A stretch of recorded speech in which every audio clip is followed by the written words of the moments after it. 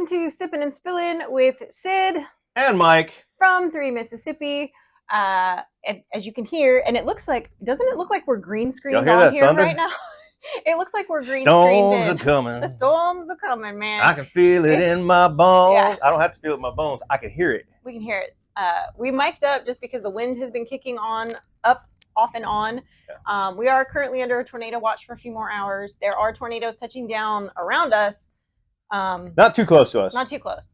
When you guys watch this, it will be Friday. And what is happening right now is Thursday night. I've been watching Ryan Hall, y'all, and there was a tornado touchdown in Corinth, Mississippi, which is not too far. That's pretty close. It's an hour and a half north of us. Yeah. I mean, it's up by the Tennessee line, and then I think there was a very close, may have been a tornado, not sure, south of us, but nothing like within probably an hour of us yet.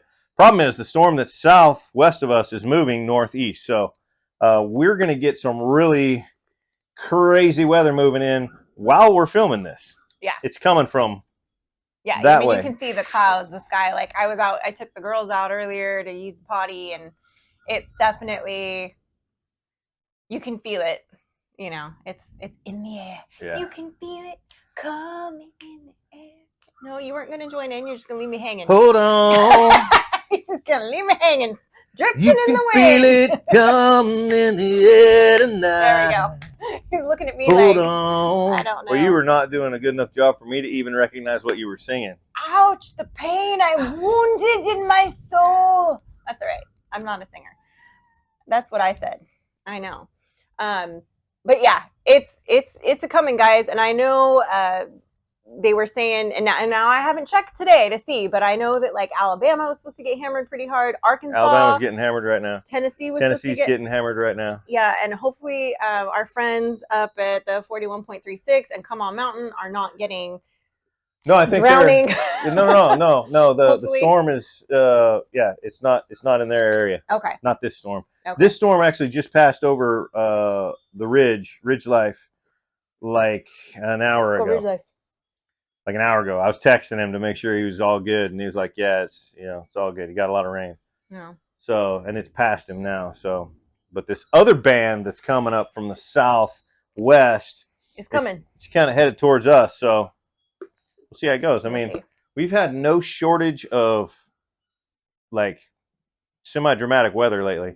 I actually just went out while the ground was firm enough to stand a ladder up and put some more screws in the tin that's on the chicken coop roof. Edge especially. Yeah, I had run screws just across the top and across the bottom, but I got up there and ran screws down both edges, and then kind of got out in there and got a few down the middle. So yeah, just to prevent it from being torn off. Yeah, because I told him, I noticed the other day when I was out there and we had just a random really strong gust of wind. I was like, the edge like did a little, hello, how are you? And I was like, you might want to fix that before, this rolls through. Here it comes. And it's coming. So, yeah. It's all right. I mean, there's the rain. Yep.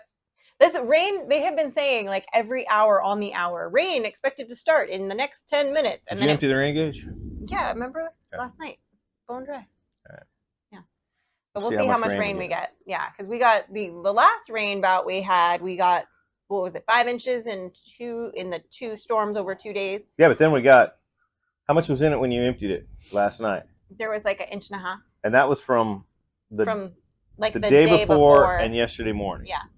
So we've been getting plenty of rain. I went out on the back of the property today on the Polaris. Actually, I went all over the whole property today on the Polaris with a not a game warden, with a biologist from Mississippi. We'll call him Bob. Yeah, he's a biologist. That wasn't actually his name, right? I just picked a name. Okay. No. That works for Fish and Game, and we Biology Bob. Sorry, I'll stop. I don't know how anybody can talk when you're in the room. Like, you can't get her to stay focused when you're trying to have a conversation with her.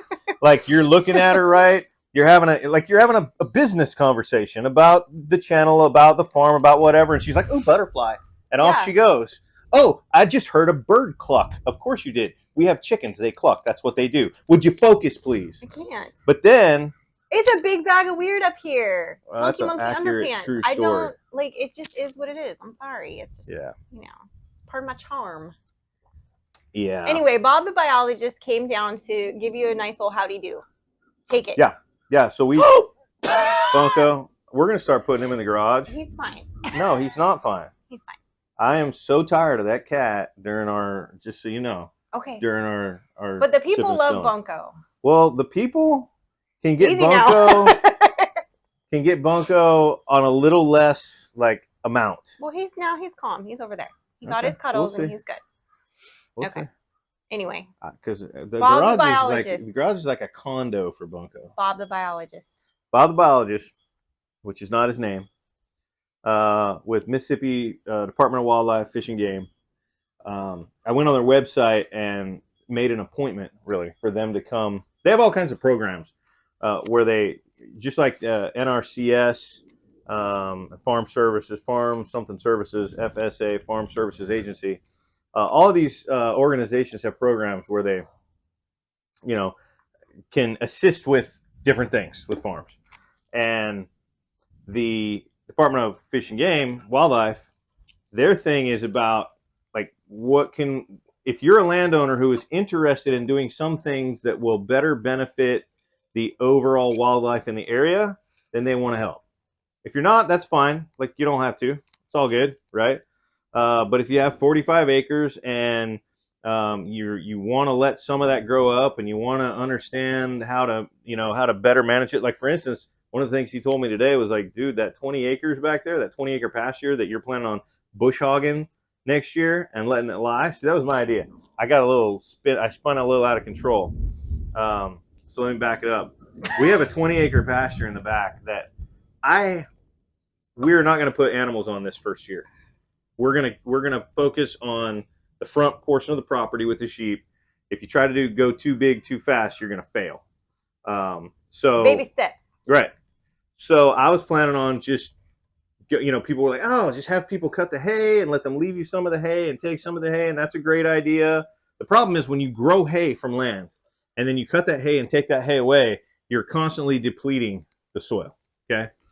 So I then decided what I'm going to do is I'm going to cut it and let it lay and go back into the soil, do some soil building, maybe even add a little bit of compost, but not take anything away from the soil anymore. And that was going to require me to bush hog 20 acres probably 3 times this next year. That's a lot of diesel and a lot of time, right? And this biologist was like, man, here's what you do with that 20 acres. Nothing. Do nothing. Don't cut it. Don't do anything. Let it grow up as tall as it can get in this 1 year period. Okay. Come next deer season, you're now going to have some really tall areas that are like kind of cool cover for deer. And next winter, are you okay? I'm a little worried about your microphone. I think it's rubbing on your shirt because you were. Next winter, this time of year right now, they have a program where they cost share, where they actually pay me to burn it and put all that potassium and potash back into the soil, which is every. How much will they pay me to put you in the soil? So anyway, it was good. Learned a lot. We went all over the property. We talked about a lot of things. We talked about different types of trees. We talked about silver pasture and what he recommends we do over there to to keep people from poaching on that beautiful pasture, and what kind of trees he thinks I should plant where, what trees do better in the bottoms and the kind of the swampy areas, and that one big tree that was making the giant acorns, that's actually a swamp oak. Oh. That's why it does so well in that low spot where it's always wet. Where it's swampy. So. Oh, look at that! It's like blowing in. Yeah. You guys probably can't see this, but there's water blowing in like around us right now. The rain's not coming anymore. It's here. It's here. It's here. So anyway, guys, we'll have a lot more to say about that as time goes by. This was our first visit. He was here for quite a while. We went all over the property. It was enjoyable. He was a great, he was a great guy, a knowledgeable guy, and there'll be plenty of follow-ups to that. So we'll keep you in the loop We'll keep you in the loop as we come up with ideas and deploy them. That's right. And you now can watch my hair get frizzier and frizzier. We sit out here in the water. That's awesome. Yeah, it'll be like a time lapse of, yeah. Yeah, Sure. this is a beautiful storm, though. Yeah. As long as we don't get any naders. Don't want no naders. No naders. No big T's. No, sir. No, sir. All right, well, I spoke for 10 minutes about biology. And he said that I never am quiet. But then he just talked for 10 minutes. So. The only time she's quiet is when I talk really loud and she can't get a word in. Really? Okay. I don't know about that. So yeah, so because of this that you see behind us, school did get called off today for several counties. And, Tim from Ridge Lights is texting us right now. I don't know what it says, though. It says, oh, lost it. I have to check that later. Tim, we're not ignoring you. We'll check your text message in a minute. He's probably asking us if we're okay. He's probably doing the same thing I did 2 hours ago. I was checking on him saying, hey. Woo! There it is. There it is. I saw that flash, too. That was a good 4 or 5 seconds before boom. So it's not on top of us. Not on top of us yet. Not that particular lightning anyway. Yeah. But hey, guys, I do want to echo Tim's call for spreading some love this week. Tim was saying, you know, he noticed from talking to Mel from SLR that she was kind of stressed out and could use a nice dose of love. And then Wednesday's Ridge Life Ramblings, Tim was saying how stressed out he was, and he wanted everybody to drop in like something positive in his comments and something good that they saw or did that day, or something they were excited about. And so I just, you know, it's hard sometimes. You know, you get stressed out, and it's hard when you're kind of displaying that out for everybody to see. You know, there's a certain amount of vulnerability that goes along with that. You know, so I want you guys to go out there and show the family some love, and send them some good vibes.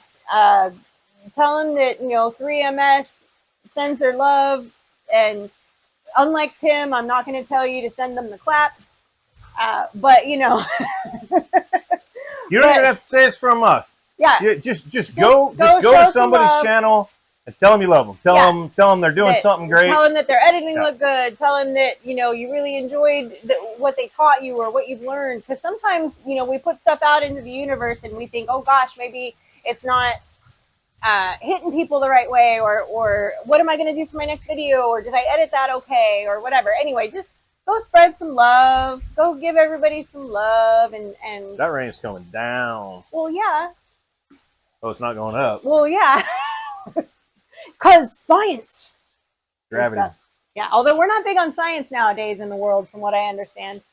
Oh. That's a whole different conversation. How many of y'all watched the Commander-in-Chief, the former Vice President? Yeah, former Vice President.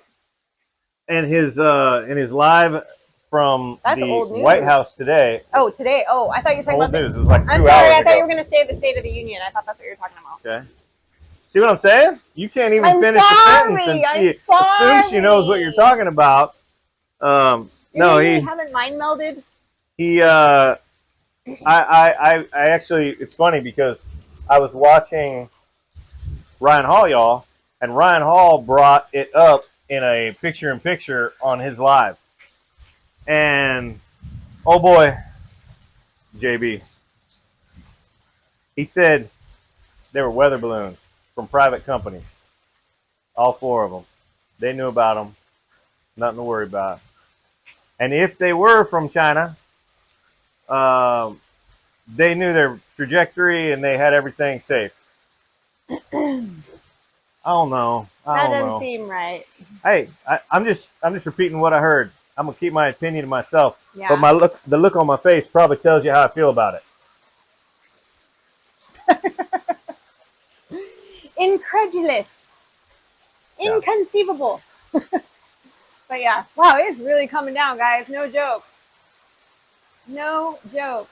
I bet you we get a ½ an inch of rain while we're sitting here. Yeah, we're already, I can see the rain gauge from here. We're already, I can see it. We're already probably. There's like a quarter inch. Yeah. There's a quarter inch in there. Yeah. Since we've been sitting here. Yeah. I mean, it sounds like more because we're sitting right next to it. We have no gutters on the front of the house. That's one of the projects down the road is putting gutters across the front of the house and pulling all the water that way. Yeah, because right now there's like a lake right here. Yeah. So, before we turn this off, when we get done saying what we have to say, we'll pick this up and point it down and show y'all what's going on back there. Oh yeah. It's a lot. You go fishing in it right now. Yeah, it's a lot. I mean, you wouldn't catch anything because there's no fish in it. You might catch like a frog or a bull. That's where he catches a lot of bulls. Really? Yeah, it's right along there. Yeah, all in here. He catches a lot of them. Yeah. A lot of new growth out there, guys. Yeah.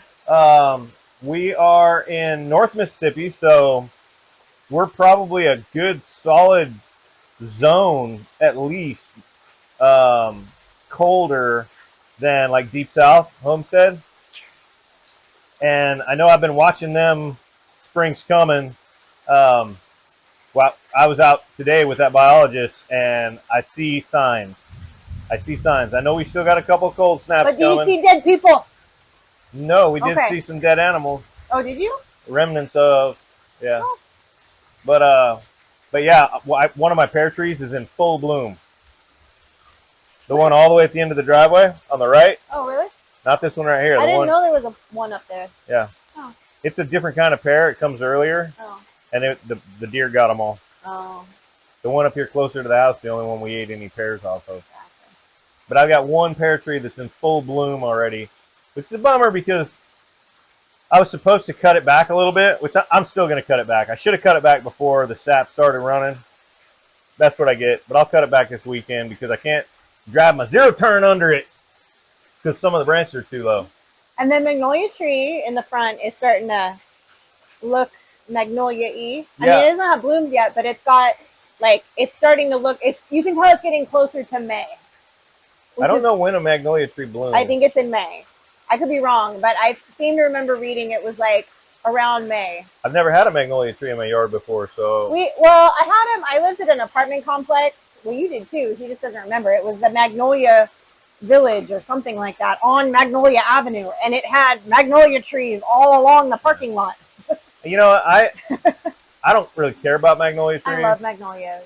I know it's a state tree, and I know you love it because of one movie. No, I also love the flower and the smell. I think they smell beautiful. They look beautiful. Like,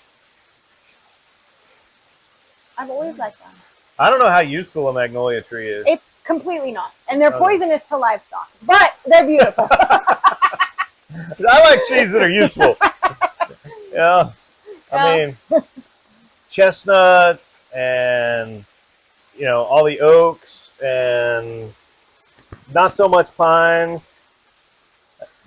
You're really obsessed with. Well, I feel like he's rubbing it. I hope that the sound on his isn't just like scratching material up against his microphone because I let him put it on himself this time, and that may have been a mistake.